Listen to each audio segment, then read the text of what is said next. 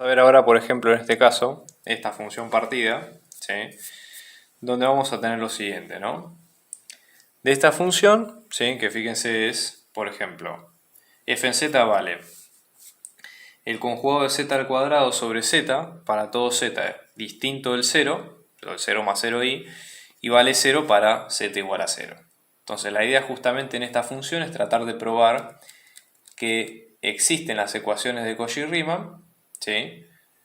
Pero tratar de ver si justamente que la derivada no existe y ver por qué eso ocurre, ¿no? Entonces vamos a tratar de calcular cuánto es lo que, o cómo sería lo que tenemos en cada caso. Entonces lo primero que tenemos que tener en cuenta es que cuando hablamos de toda parte que tenga función, o la parte de z que tenga función conjugada, en estos casos conviene pensarlos en términos de la parte binómica, ¿no? Z lo vamos a pensar como x más i por i, por ejemplo. O sea, la parte real y la parte compleja, que ahí bien por separado.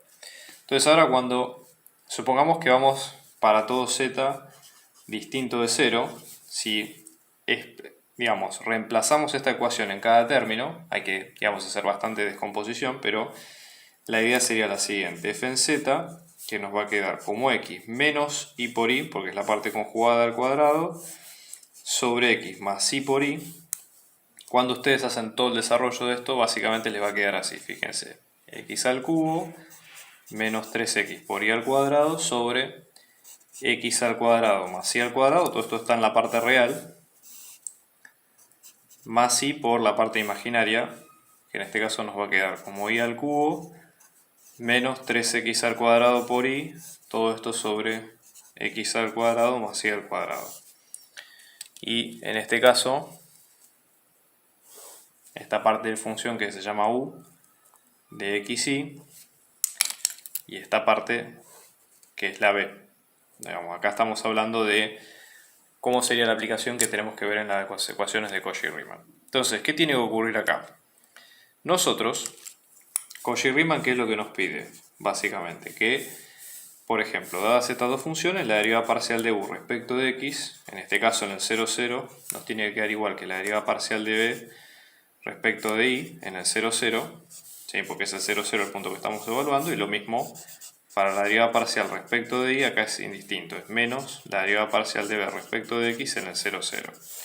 Vamos a hacer las cuentas a ver cuánto nos queda en cada caso, ¿de acuerdo? Entonces, fíjense ustedes, ¿sí?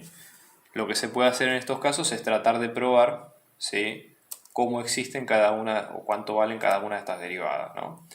Entonces, fíjense ustedes, por ejemplo, fíjense que si hacemos las derivadas con la fórmula, ¿no? Acá hay un tema, primero porque uno puede calcular las derivadas, pero el tema es que, digamos, de esta manera, primero que las funciones no son iguales, pero aparte de eso, como no se pueden reemplazar porque están en 0, 0 y justamente el punto 0, 0 no pertenece a ninguna de esas derivadas, no va a quedar otra que calcular esas derivadas parciales por definición, ¿sí? Eso es lo que vamos a hacer ahora. Entonces vamos a ver si efectivamente cómo se pueden calcular esas derivadas. Fíjense, la derivada parcial de u respecto de x en el 0, 0, esto es como cualquier digamos, derivada normal, ¿sí? Fíjense, vamos a tener el cociente incremental, que en este caso es el de delta de x tendiendo al 0, ¿sí? De u en 0 más delta de x, 0, menos u evaluado en 0, 0, todo esto sobre delta de x. Fíjense, esta es la definición, digamos, de cociente incremental del libro y es la única opción que tenemos en este caso, por lo menos al principio, ¿sí? Entonces, fíjense que esto nos va a quedar u en 0, 0, ¿sí?, vale 0, porque es lo que nosotros vimos. Vamos a tener u en delta de x 0 menos 0, todo esto sobre delta de x, ¿sí? Y en este caso vamos a tener que esto nos va a quedar como, en este sentido, fíjense, nos va a quedar como delta de x al cubo menos 0, todo esto sobre delta de x al cuadrado, todo esto sobre delta de x, que finalmente va a quedar como delta de x al cubo sobre delta de x al cubo, que queda 1, ¿sí? Así que dato de color, u sub x en 0, 0, que nos queda como 1. ¿Está bien? Fíjense, por ejemplo, cuando hacemos u sub i respecto de 0, 0 es el mismo concepto, ¿sí? Ahora la variable que tenemos que entender es la de delta de i. Entonces nos queda como u en 0, 0 más delta de i, menos u en 0, 0, todo esto sobre delta de i. Que esto nos va a quedar, fíjense, en este caso, mismo ponemos el límite nuevamente, esto tenemos 0 al cubo, menos 3 por 0 por delta de i al cuadrado, sobre delta de i al cuadrado, menos 0 sobre delta de i. Y claramente u sub i en 0, 0 nos va a quedar como 0.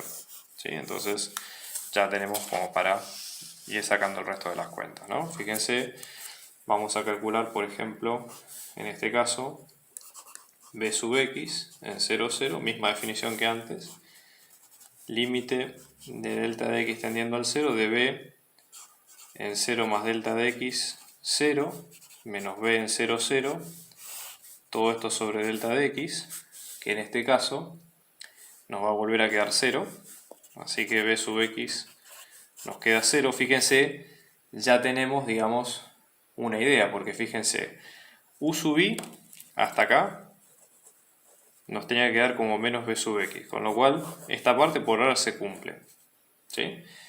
Y fíjense qué es lo que ocurre ahora con el resto de las cuentas, ¿no? Cuando vamos a b sub i, ¿sí? Que en este caso en b sub i en 0, 0, ¿no?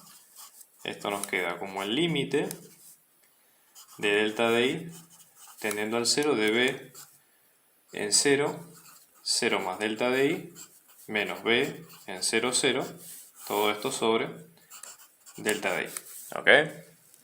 Y en este caso, b en 0, 0 nos queda 0, delta de i nos va a quedar como delta de i al cubo sobre delta de i al cuadrado, menos 0 sobre delta de i, todo esto queda 1. Entonces, lo que vemos acá es que u de x nos va a quedar como b de i.